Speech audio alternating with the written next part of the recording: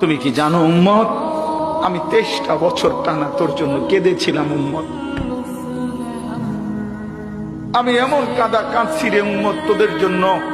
এশার নামাজের পরে দাঁড়াইছি, ফজরের আজান পর্যন্ত আমি আমার মালিকের কাছে তোদের জন্য, উম্মতের জন্য চোখের পানি ফেলে কাঁদছিলাম।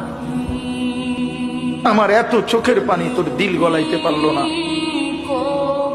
আমি তায়েফের পাথরের আঘাতে আমার পিঠটা চালনির মতো ছিদ্র ছিদ্র হয়ে গেছে রক্তে।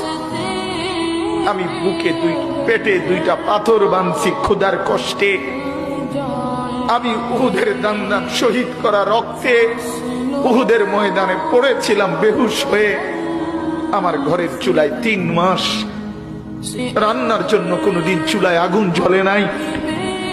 আমার এত চোখের পানি, এত রক্ত, এত ক্ষুধার কষ্ট, কিছুই তোর মন গলাইতে পারলো না, তোরে সেজদা দিতে পারলো না।